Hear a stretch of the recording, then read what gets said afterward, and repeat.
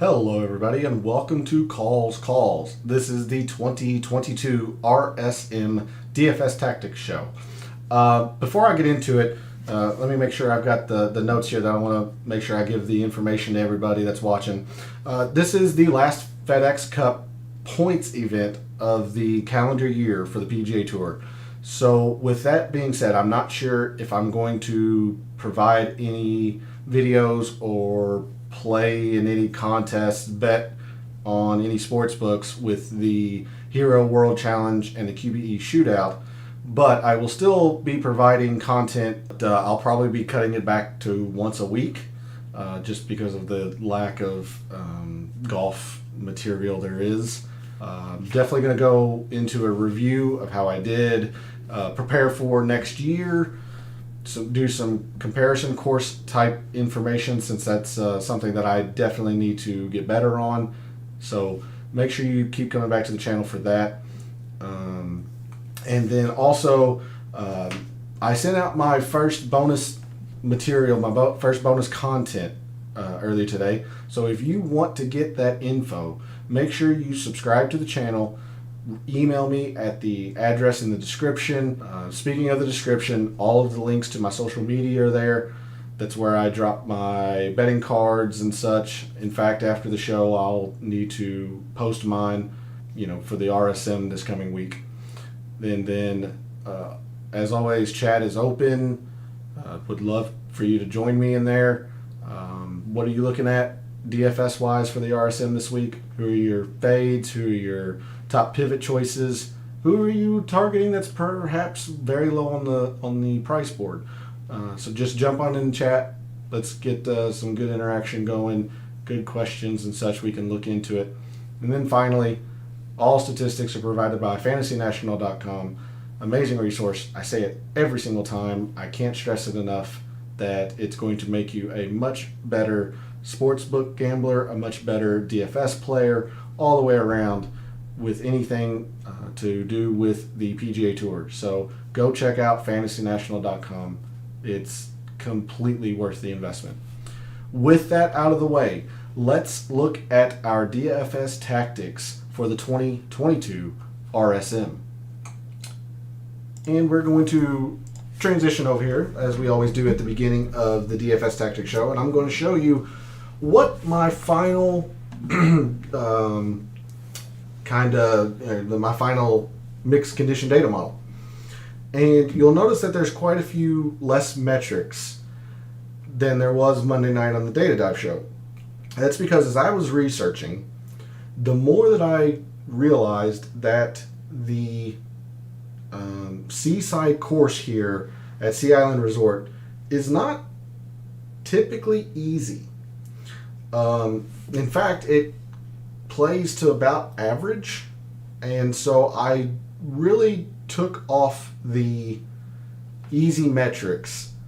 Now the Plantation course is certainly easy, but with the wind forecasted to pick up, and we'll check Wind Finder at the towards the end of the web page portion of the DFS Tactics show, there is a lot of wind expected, especially Friday and Saturday. So I took off I took off the easy metrics here because I don't think this course is going to play easy as I thought it was earlier in the week. In fact, looking at prior leaderboards, the winning scores look like they're low, 19, 18, mixed a couple of 20s in there. But the Seaside course is a par 70, and just giving it a once over perusal, there weren't a lot of low scores on the weekends. A lot of 68s, 67s, good rounds, but nothing fantastic. Nothing that would signify easy. So I took off the strokes gained total easy courses, and I took off the birdies or better on easy courses. One of those stats, the opportunities gained, went as a straight replacement, and I'll explain that in a little bit. But, I'm sorry, let me make sure I have chat open. The easy metrics just, I felt, didn't apply as much as I thought they were going to. Pardon as I get my drink ready.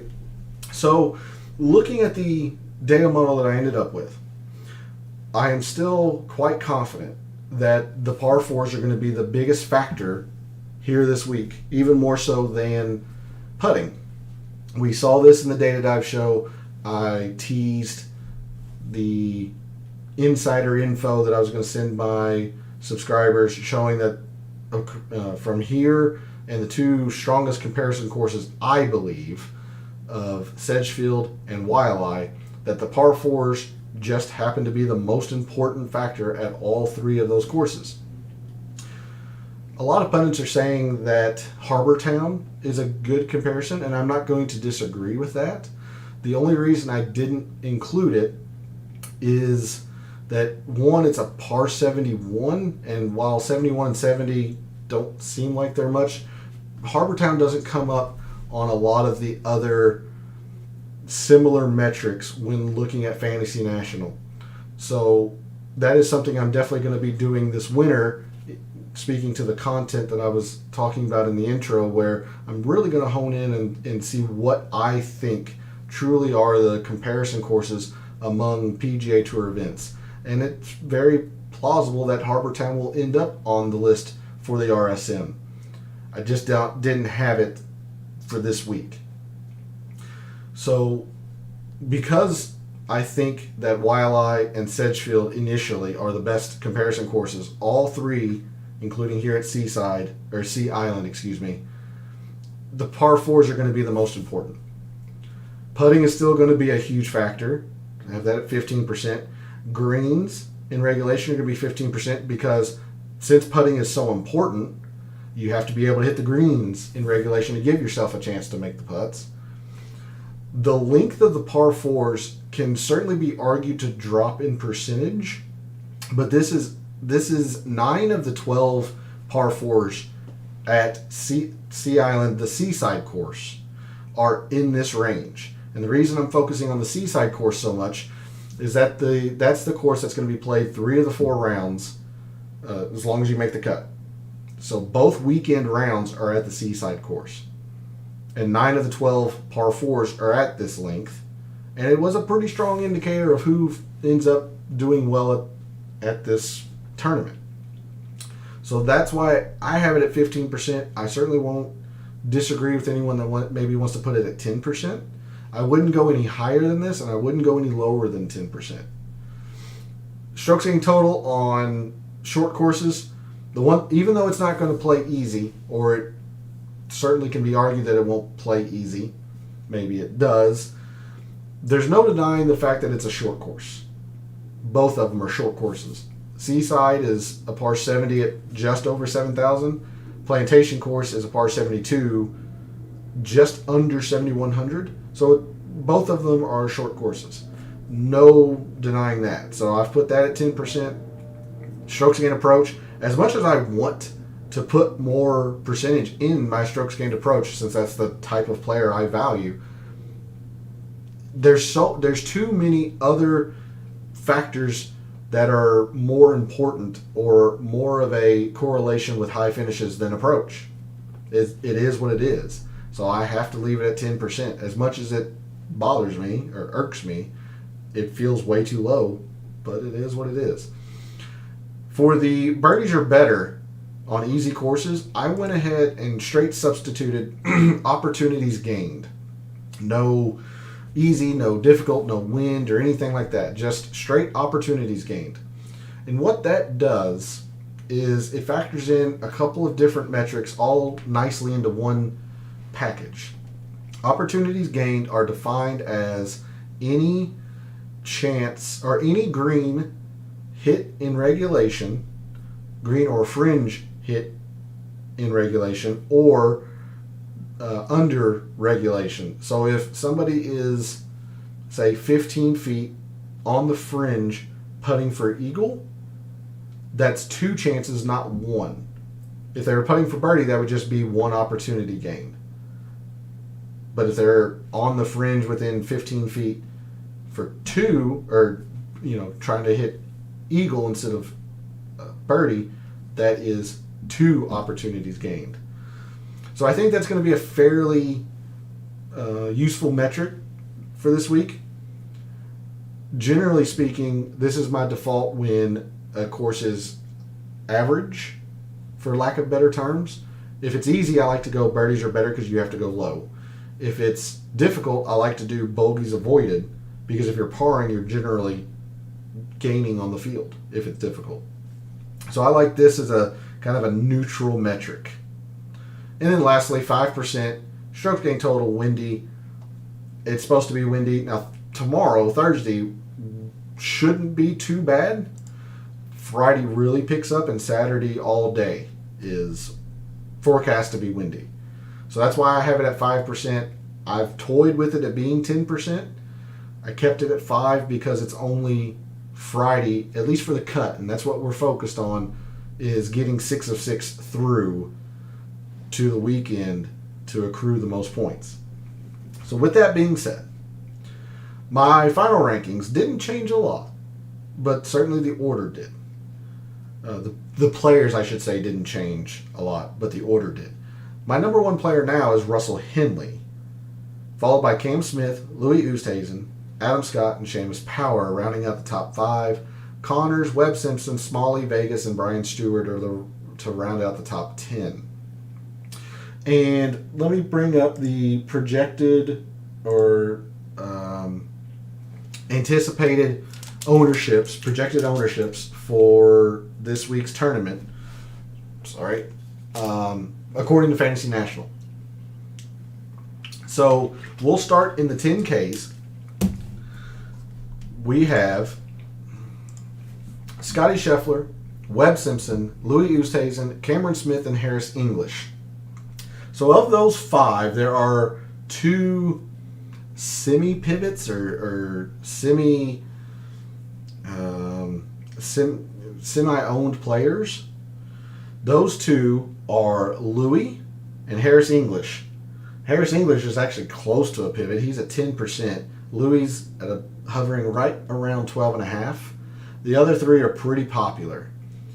Cam Smith is your number 2 projected owned player at 17%. Webb is at 16.5. Scheffler's at 14.5. Which I really like Webb Simpson this week. I like Cam Smith quite a bit this week. I don't think you can go wrong with any of these 5 if you want to start your team there. But because of the ownership of Cam Smith being at 17%, I think I'm okay with limiting my exposure to him. I'm still going to use him because he's number 2 in my rankings. But I think I'm going to try to limit my exposure to him to not set myself up for a 5v5 right off the bat at the top of my lineup. Especially because I feel like there's a lot to gain in the middle of the board, of the price board. Harris English, I mean, he's 12th in the data model, so I mean, he's going to be used. I'm the least confident of these 5 in Harris English at this course. I like, let's see, if I had to rate these 5 in order of confidence, no ownership projected in, I'd go Webb, Cam Smith, Scheffler, Louis, English. Not surprisingly, Webb Simpson's the 3rd projected most owned player in the field. Smith is 2nd. Scheffler's pretty darn chalky. I don't know how I feel about Louis. Yes, he's number 3 in the data model, but he doesn't play short courses. So that could certainly be an advantage for him. He's very good at giving himself opportunities.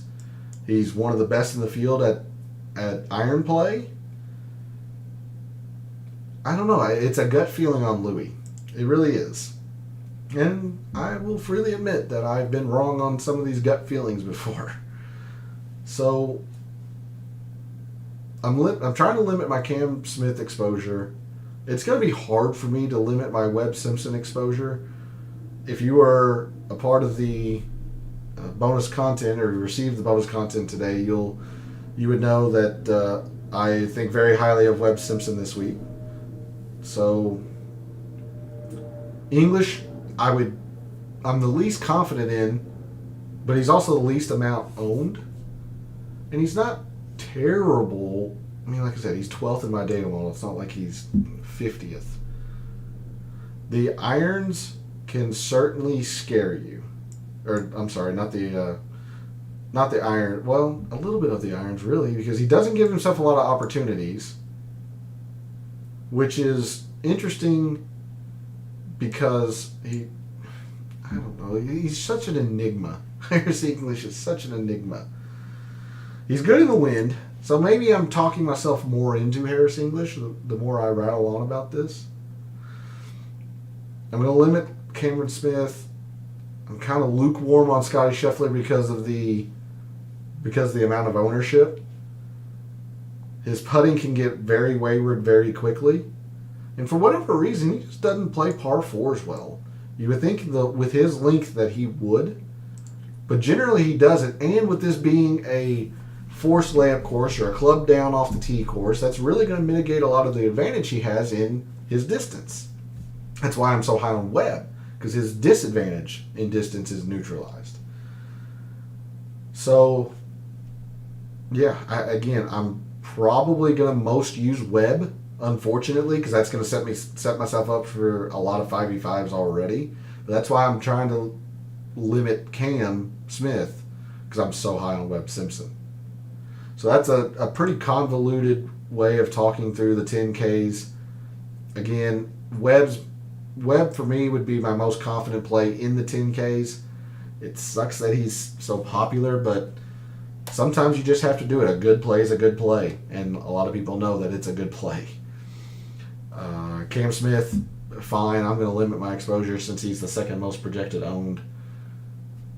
And then Scheffler, Louis, and Harris English would be the rankings that I would give them. So, moving down to the 9Ks, it's Corey Connors, Joaquin Niemann, Russell Henley, Alex Noren, Taylor Gooch, Kevin Kisner, and Adam Scott.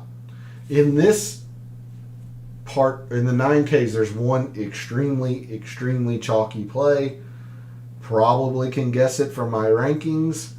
The most projected owned player in the field is Russell Henley at 19%. 2% more than any other player, which is a pretty big gap. So, when seeing that, it really makes me want to limit Russell Henley. I just don't think I can. The reason being is because Corey Connors is also very, very highly projected owned at 18-something%. So I was actually misspeaking up in the 10Ks. I just saw Corey Connors is projected your second most owned, and then Cam Smith 3, Webb Simpson 4. So with Henley at 19% and Connors at almost 19%, 18.8 now, I'm much more confident in Henley than I am in Connors because of this. On a course that demands putting, Connors certainly has the capability to hit enough putts to win. Not denying that. Henley's not exactly the best putter either. But Henley's irons have been better than Corey Connors in the past 36 rounds, which is hard to believe, but it is, because Connors is well known for his iron play. But Henley's irons have been better. Henley plays better in the wind. He's number one in strokes gained approach. He's number one in opportunities gained. Other than his putting, Henley's elite at all of these stats that I'm using in the data model. Now, Corey Connors is certainly good at a couple of them, but he's also not great at a lot of them. You know, he's slightly better than Henley on hitting greens. He's slightly worse on the length of the par fours that are most prevalent on Seaside. Not terrible in the wind, but he's not great. Again, doesn't give himself the most opportunities. Of course, no one's going to beat Henley since he's number one. I feel more confident in Henley than I am Connors, and with them being so very close in ownership, I'm okay using Henley more than Connors. That's how I'll phrase this. Elsewhere in the 9Ks, you've got one true pivot play. That's Joaquin Neiman at 7.5%. Yeah. I'm not crazy about Joaquin Neiman, but I'm not opposed to using him either. It's just kind of lukewarm. If he fits in the lineup, great. If not, I'm not rushing to use him. So, Noren, Gooch, Kisner, Scott, all of these guys are hovering between 9 and 11%. 9.5 and 11%, actually. I like Adam Scott, obviously, I mean, by the data model. But Adam Scott, he's kind of like Mackenzie Hughes for me. He's not. I don't get excited about using Adam Scott. He's consistent. You should probably use him more than I'm going to. I just don't get excited for using Adam Scott. But the results are what they are. I mean, he's played very well lately. I don't think around the green is going to be much of a factor this week. He was okay at the Houston. I mean, his irons were atrocious. And you can see here, his irons have not been that bad in a long time. I mean, he's been gaining. And of course, second at one of the two comparison courses here at Wyndham. There's a lot to like about Adam Scott. Absolutely. Now, putting on Bermuda's an issue. He's fine whether it's calm or windy. It's okay if it's easy or difficult. Again, I just don't get excited for Adam Scott. But he's a great play. And he's only at 11%. So you probably need to play Adam Scott more than I'm going to. Everything says that Adam Scott's going to be a very good play this week. Taylor Gooch, Alex Noren, I would have liked a lot more, but I truly don't think this course is going to be easy, and he's best on easy courses. He's got a lot of things going really well for him, and he's got a couple of things going really bad for him. Mainly his irons are really bad. So if the iron play does come into play, if it is a factor, especially with the wind picking up, now he's okay in the wind. He's actually pretty good in the wind. But if his irons are struggling as they are, the wind's not going to help it. So, Noren, Kisner, even though he's rated so low, he does not have a lot of high valued statistics in what I'm using this week in the data model. There is a reason he's number 1, maybe 2, I can't remember, in strokes gained total at this tournament. He just got through winning the Wyndham, which is one of the two. It's like Adam Scott. It's one of the two comparison courses. He just got through winning that this year. Kevin Kisner is somebody to absolutely make a note of, because he's at 9.5%. I would have figured he'd have been a lot more popular due to the correlation course factor, how well he plays this event. He's in pretty decent form. Again, the Wyndham wasn't too long ago. But since the Wyndham, it has been just an abject failure. So I think that's what's scaring people off. But I don't see a lot of comparison courses to this, where the Wyndham is a very darn good comparison, and he played extremely well there. I mean, let's check his Wyndham record. First, third, middling 10th, 8th, 46th. Now those are a lot further back in time, but very recent high success at the Wyndham. And then if you check the Sony, more success. 32nd, 4th, made the cut to a pretty bad result, 25th, 4th, 5th. He plays these types of courses well, Kevin Kisner does. So don't eliminate Kevin Kisner from your pool of players that you're considering, I like Kisner more than Gooch and Noren. Even though he's rated so low in my model, I like him better than those two.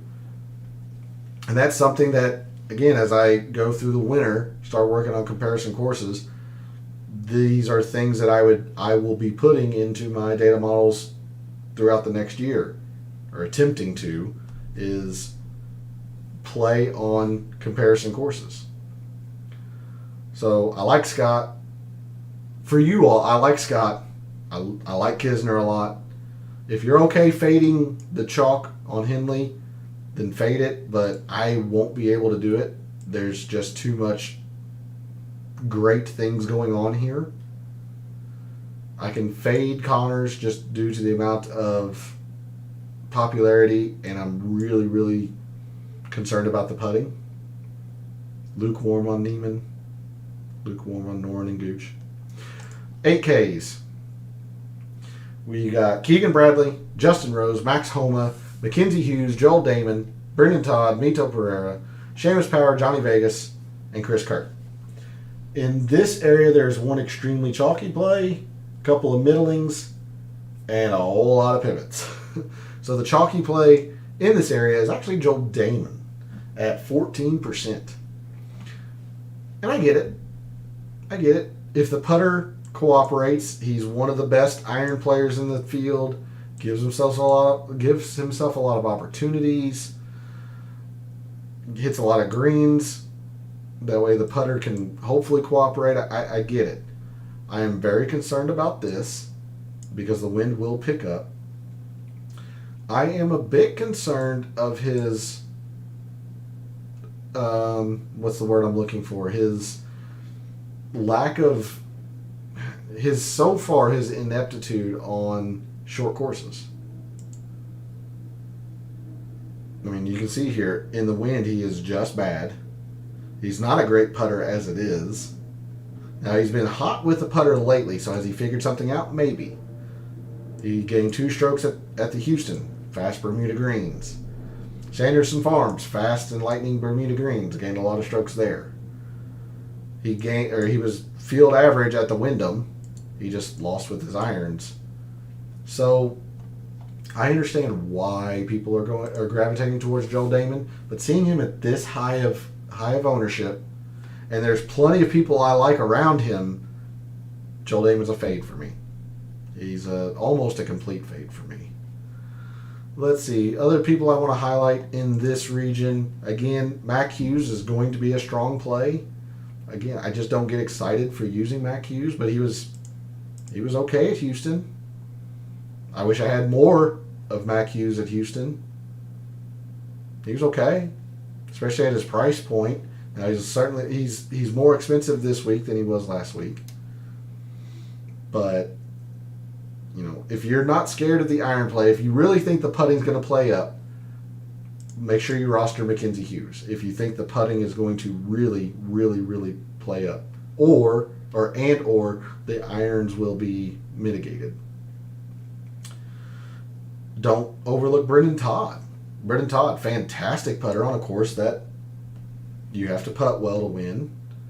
His lack of distance is mitigated. Now, he is pretty bad in the wind, but don't overlook Brendan Todd. I love Seamus every week. It seems like I love Johnny Vegas every week. Again, Seamus Power comes mainly from these par 4s, and he just didn't play well at Houston. But I'm still a believer in Seamus Power going to have a big year. So the thing that's concerning about Seamus Power is his putting. Everyone's going to have a good week and a bad week with putting. That's why I don't like putting a lot of stock into it normally, because it's so fickle. But you can't ignore it this week. Putting just plays such a crucial part of who ends up at the top of the leaderboard here. Johnny Vegas, not much to say here. You see it. Number 1 in greens, number 2 in strokes gained total, wind. Irons are great. Opportunities are great. Plays par 4 as well. I like Johnny Vegas a lot. It's the putter. So Let's see, the couple of middlings here. You've got Mito Pereira at 10.5%, Chris Kirk at 11%. Chris Kirk, I completely understand the narrative on. He plays the Sony extremely well. But he's just kind of meh for me. He's kind of middling, lukewarm. In this range, I don't want you to overlook Brendan Todd. Joel Damon's a fade for me. Mackenzie Hughes is going to be a good play. If you're comfortable using Justin Rose, he is at 5%. Max Homa, 3.5%. I just don't think this is a good Max Homa course. But if you want to believe that the putting will continue to get better, he's very good with the irons. He's great in the wind. There's just enough here for me to be concerned about Max Homa, and I'm not going to use him. And if you want to believe in Justin Rose, he's, like I said, he's at 5%. I just can't get there because I don't know where his game is.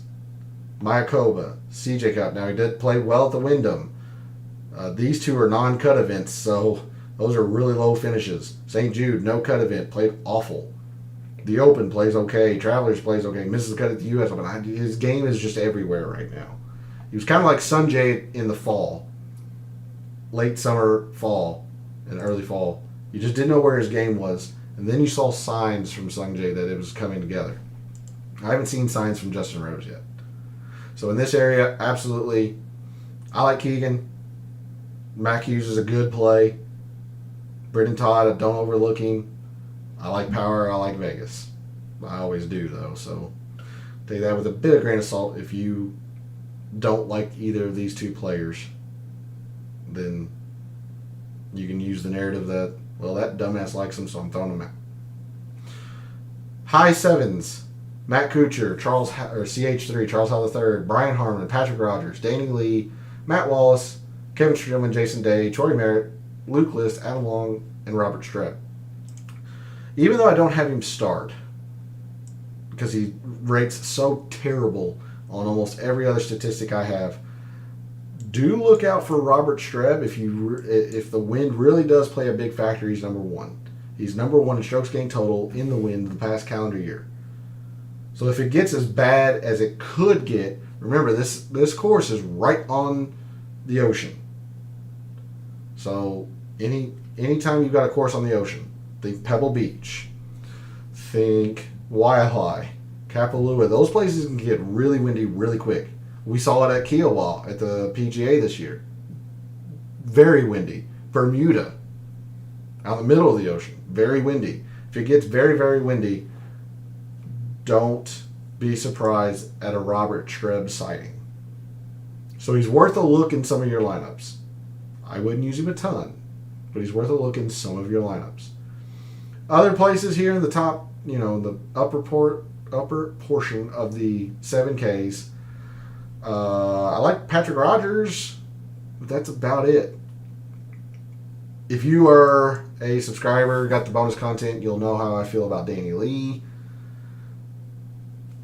Matt Wallace, not too keen on. Again, just kind of lukewarm.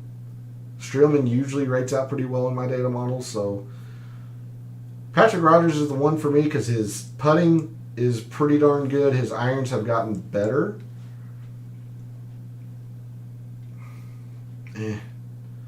Putting okay. Hits his greens. If he can hit his greens at the amount he has been hitting them and continue his putting, it's going to be on the lookout for Patrick Rogers. The irons scare me. The wind scares me a little bit. But in this price range, it's really the guy that I like the best. I've been generally avoiding this area of the price board. If I do, I kind of come up to a Rogers. I don't mind a Troy Merritt. Luke List, I actually don't even mind. We saw that he played well last week, and he's generally an atrocious putter. But he's good in the wind. Bermuda, he's a bad putter all the way around. Easy or difficult, he plays well. And really, everything else has been fine. The exception of the putting, which is awful all the time. Now, you don't expect him to gain 5.5 strokes on the greens. I don't think around the green's going to be... you shouldn't expect him to gain 5.5 strokes around the green, not on, around the green. And I don't think it's going to play a big factor here, but the irons are good. Off the tee is probably going to get mitigated a little bit. He missed the cut at the Wyndham. Didn't play well, but was one of his better performances. Sanderson Farms is a fast Bermuda track. Played well there. Missed the cut at the Sony, so, not great results on comparison courses. So I don't mind a Troy Merritt if you're down in this range. But otherwise, meh. And it seems like a lot of people are avoiding this area as well. The highest is Luke List at 9%. Adam Long is at 9%. Everyone else is at 8% or lower. Jason Day's at 2.2%. Harmon's at 3.5%. So if you're comfortable coming to this area of the price board, have at it. You're going to gain a lot of leverage on people. I'm just not there. I'm not gravitating in this area of the price board, which tells you the kind of lineups I'm building. Spoiler, stars and scrubs. Let's move to the low sevens.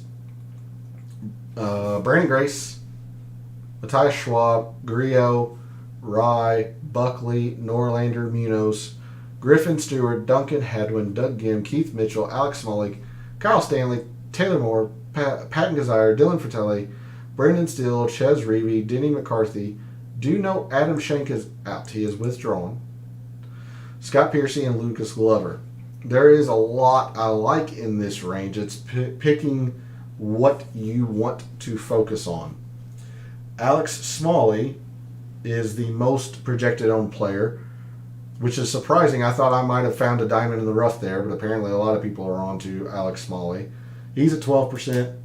Denny McCarthy's at 11.5%. I like Denny McCarthy a lot, even though he's only 32nd in my data model. A lot of it's just that. Wind, bad. Irons of Denny McCarthy. Every time you talk about Denny McCarthy, it has to be about the irons. Are the irons showing anything at all? If they are, the putting plays, no matter where it is, Bermuda, POA, bent, anything. Now, he is decent at greens and regulation. He plays the par fours of the length, and just regular par fours are okay. But he rates so low because he's just terrible with the irons. He does not give himself a lot of opportunities. But I do like Denny McCarthy this week around the putting stat. So that's someone I've been targeting. I'm actually going to unstar Adam Schenk because he's out. Alex Smalley, again, I really thought I found a diamond in the rough. Apparently a lot of people are on to him. Stewart always rates high in my model. Unfortunately, he's been paying off dividends for me. He has not been widely owned yet. I suspect that's going to change fairly soon. As right now he is projected at, he's only at 3%, but he was starting to get popular last week. So keep an eye on for that. I do like Hayden Buckley this week. He is at 6%. So honestly, sorry, I'm making sure chat is still up. Honestly, if you're comfortable with any of these guys down here, with the exception of maybe Alex Smalley and Denny McCarthy, just like the upper sevens, the low sevens, you can find a lot of value down here if you're willing to take some risks. Do you want to focus on the putting? Then Hayden Buckley would be a decent play. Brandon Grace, even though he completely bombed me last week at the DFS portion, that would be good. Matthias Schwab, even now Schwab played okay at the Houston. He played okay at the Houston. And he was part of the, 2 or 3 successful lineups that I did have. It was around the putting. So don't be afraid of Matthias Schwab. He's at less than 2% owned. So there's a few. If you wanted to focus on the putting, you want to go with the wind, Grace. So Grace is good with the putting and the wind. Grillo's good in the wind. I don't know much about Aaron Rye. That's just being transparent. I just don't know enough about him. I haven't seen him a lot. So all I can go by are the numbers, and he's just middling for me. Munoz, good in the wind. Stewart, good in the wind. Hadwin, very good in the wind. So whatever angle you want to use, if you're in this area of the price board, make sure you stick to that angle, stick to that narrative, with the caveat of, is this where you're picking if you're willing to, kind of take some chalk. Because I really do think Alex Smalley is probably going to be one of the better plays this week, but a lot of people do. And he's very chalky for this area of the price board. Very chalky for this area of the price board. So, of those contestants that are in this range, in the low sevens, maybe high sixes,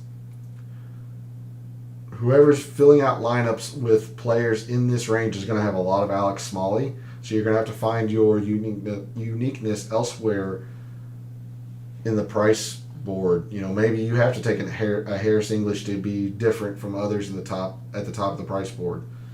Maybe you do take a chance on Kisner or Justin Rose, things of that nature.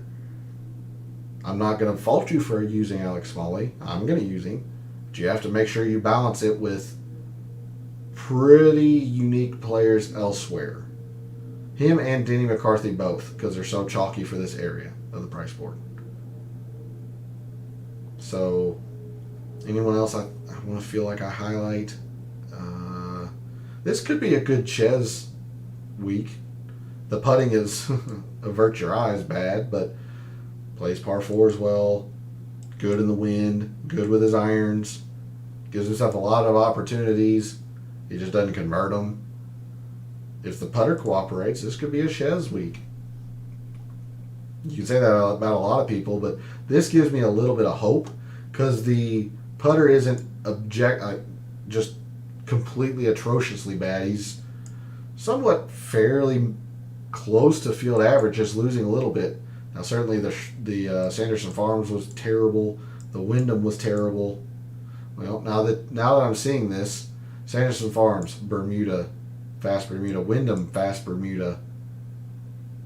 The PGA, he actually gained, but missed the cut.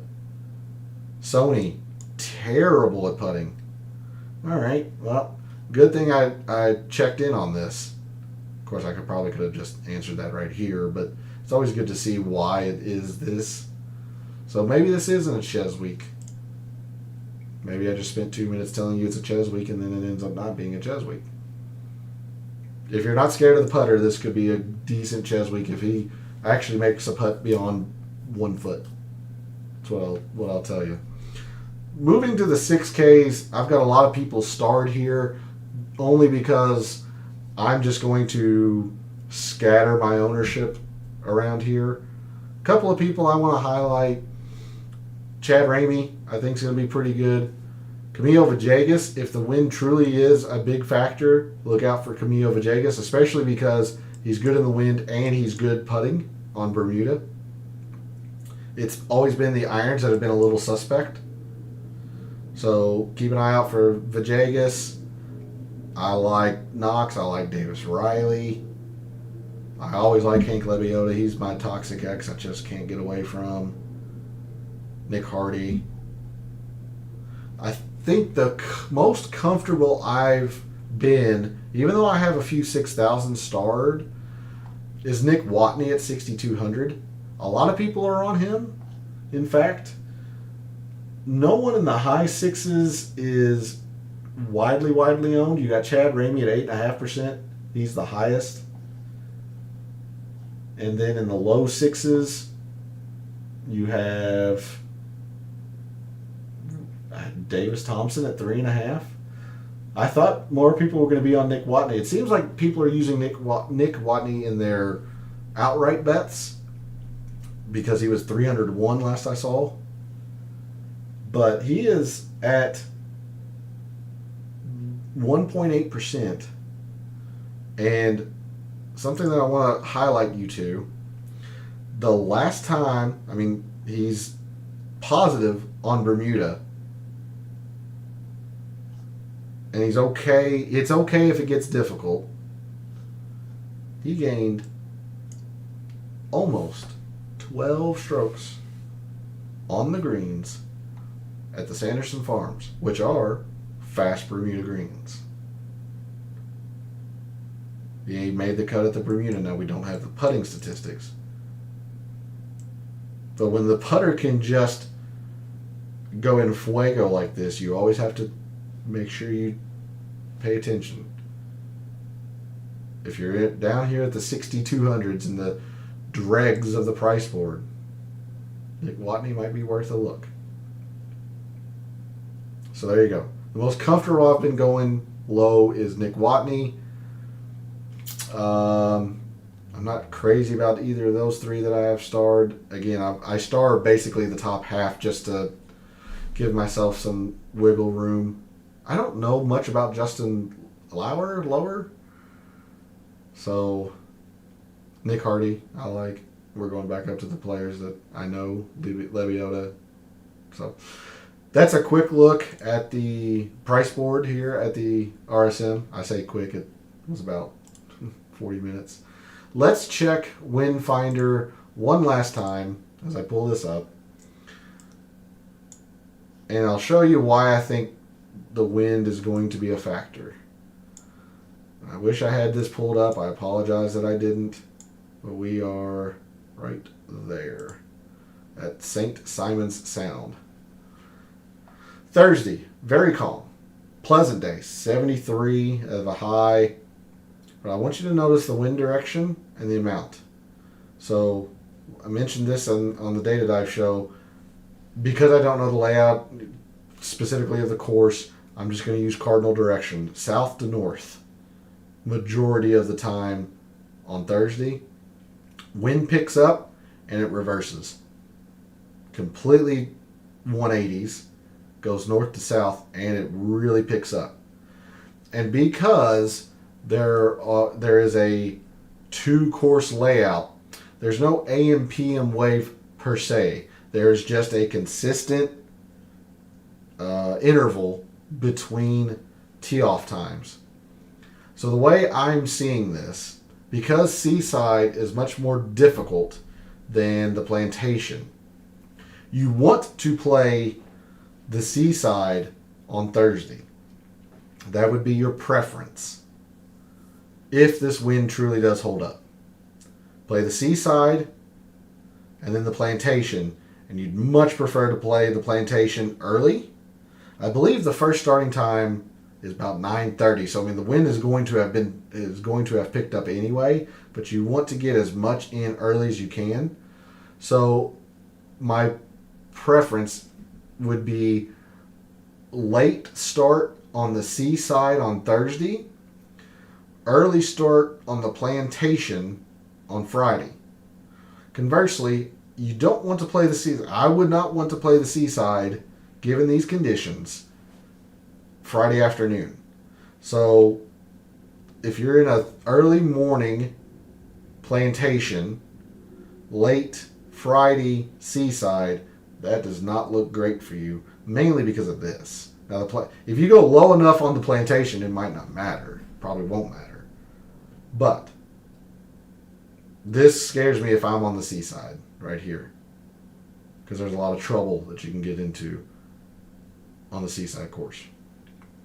So there's the wind finder. Let's pull up Microsoft Excel here. Switch over Excel transition.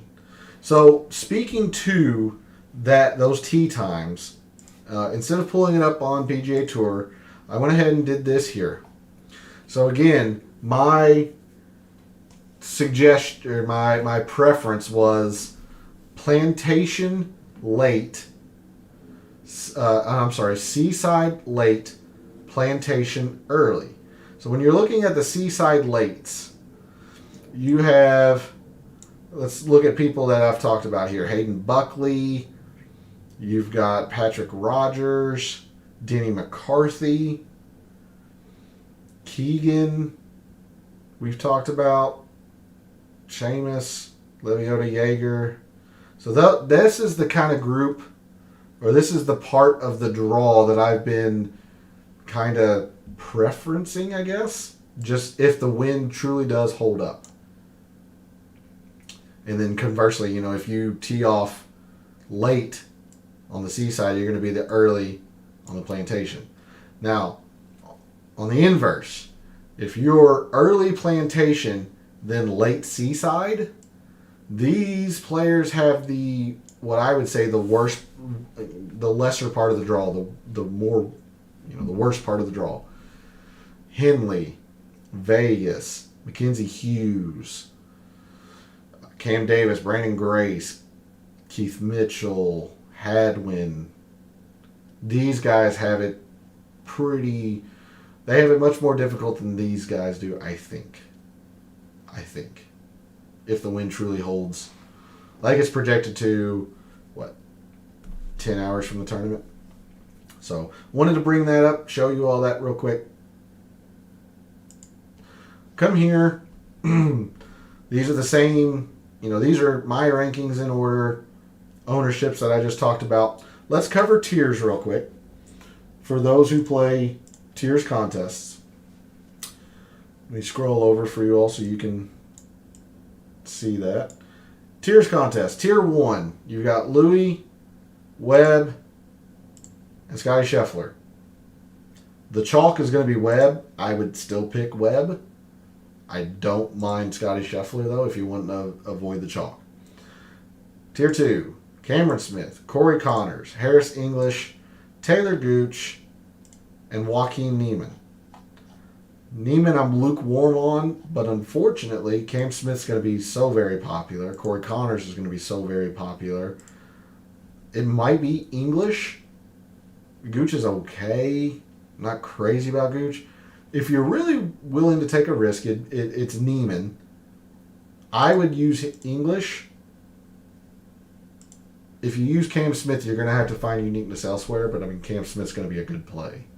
Tier 3, Russell Henley, Adam Scott, Alex Noren, Justin Rose, Kevin Kisner. I think that's it. Yeah, so those 5. Kisner's rated the lowest. I like him quite a bit. I avoid Justin Rose, but if you're comfortable using him, he'd be a good play for uniqueness. Noren, I don't like very much. Adam Scott and Russell Henley are going to be pretty widely owned, would be my guess, especially in a tiers contest. So if you want the just overall best play, I think it's going to be Russell Henley. I would choose Kevin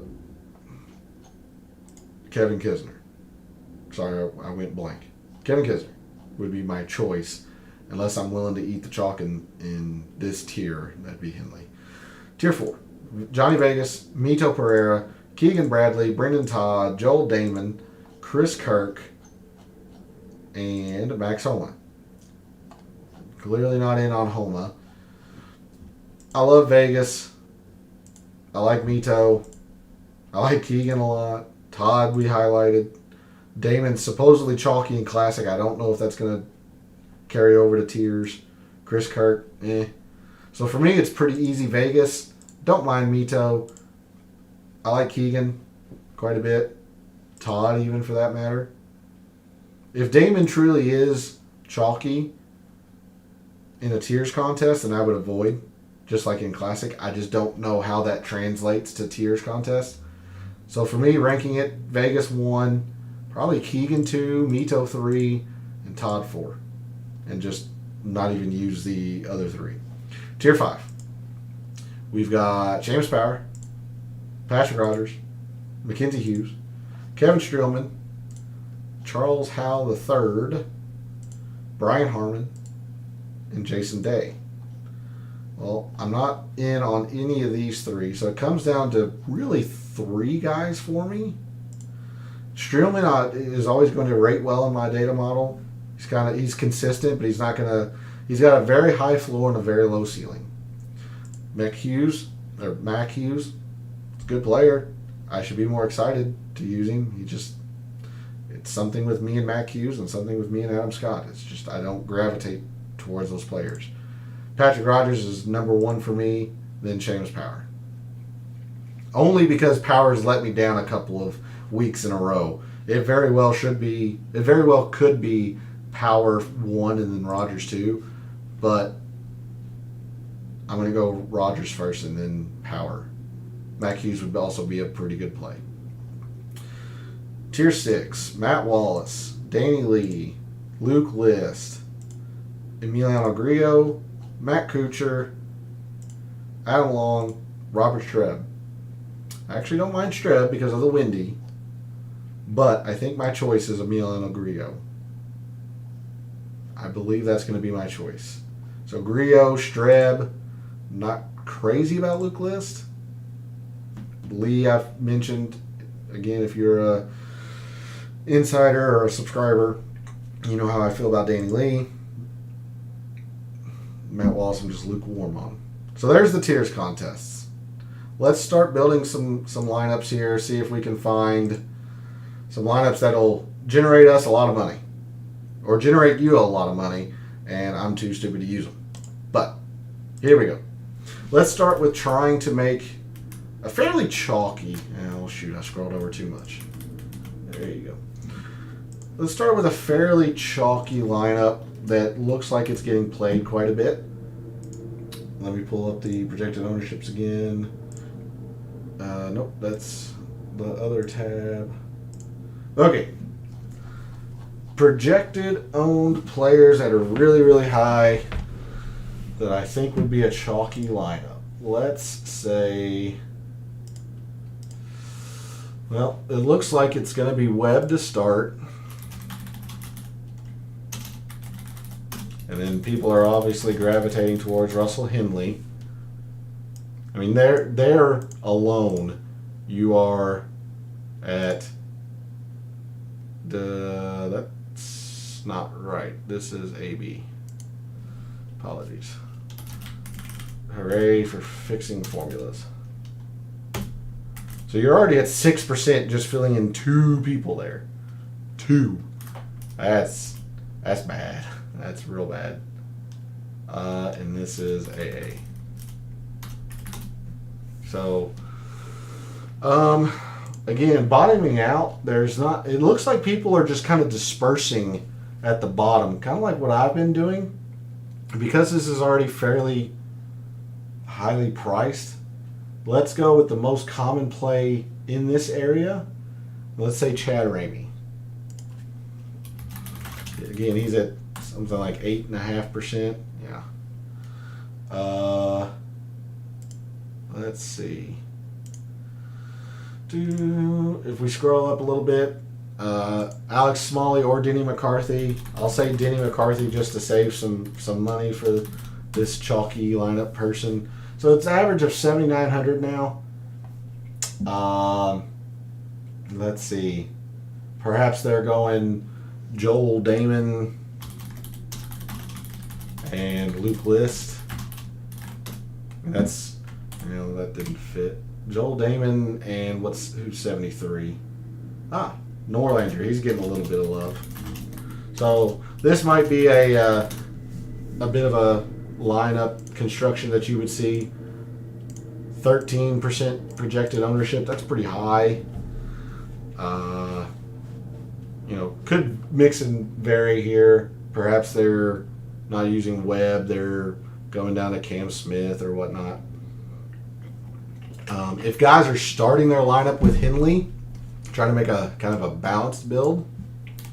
And again, I try not to use the same players, but these guys are so very popular. They start maybe Russell Henley. They go to maybe Adam Scott, maybe a Mito. The most chalky would be Joel Damon, but I just used him, so I'm trying to do a little bit different. Maybe they're going into a Luke List here. They've got 7,800 per. Good Lord. Let's say, I don't know. Depends on how far they're willing to go. We'll say Alex Smalley, which gives them 85, which is Joel Damon. So I imagine that could probably be a chalky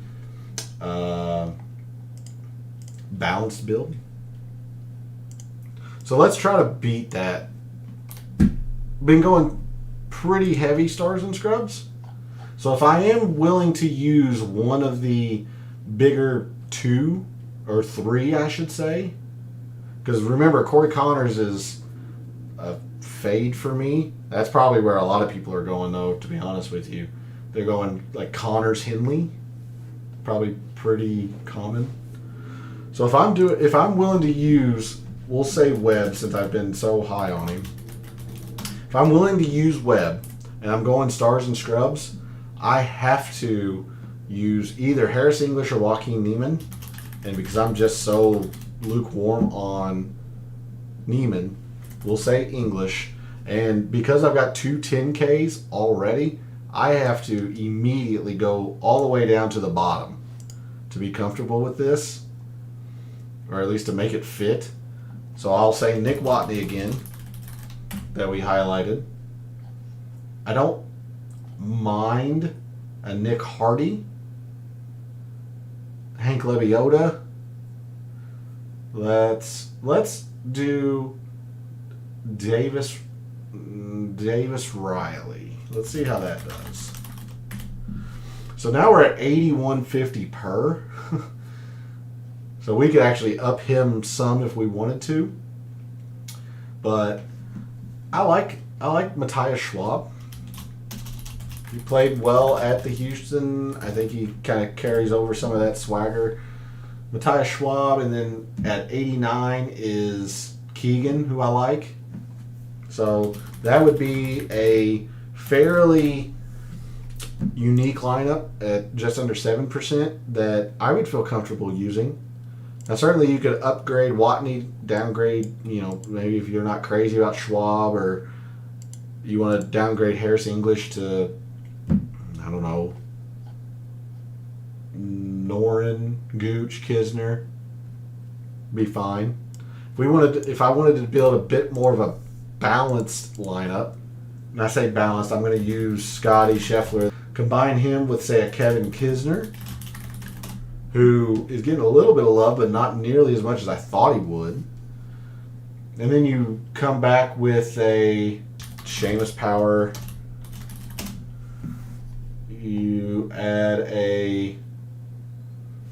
we'll say Patrick Rogers.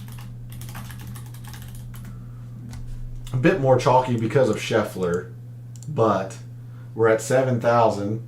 You can go something like Taylor Moore and Chad Ramey. You could go 2 7,000s, Ches Reavie, even though if you're scared with the putting. I mean, if you wanted to eat the chalk, you could just go Denny McCarthy. So there's a lot of options here for you. That's what's key about this week. I truly feel that this is a wide open week. You just have to kind of get lucky and pick the right combination. Now, certainly you can argue that all the time with these lineups and lineup constructions. But generally there's a kind of a core or a nucleus that you kind of want to build around. And I think the most common players are doing that with this tournament. You got the Henleys, the Connors, the Webb Simpsons, Cameron Smiths, Russell Henleys. But to try to beat that, you can generally build a core of players that aren't those and still make the same kind of lineups. Maybe you just use one of the most owned players.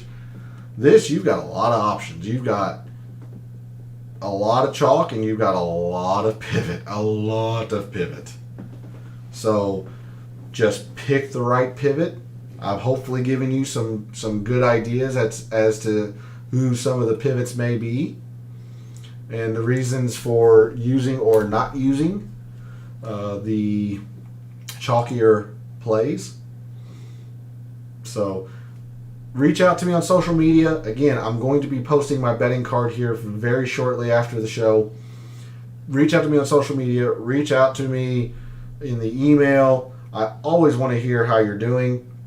I will definitely have some content for you next week. I don't know when that's going to be. because this is the last FedEx Cup point event for the calendar year. I will try to make it a consistent schedule once I start it. I just don't know what day it's going to be. Monday, a Tuesday, probably not Wednesday. So once I decide, I'll make sure I put it out on social media and such. And there will be plenty of content for those who have subscribed and reached out, added themselves to the distribution list. So make sure you do that. Consider subscribing and all that. I appreciate the support. So with all of your bets that you have made at the RSM this week, and in all of your DFS slates that you have joined this week, may all your bets be profitable.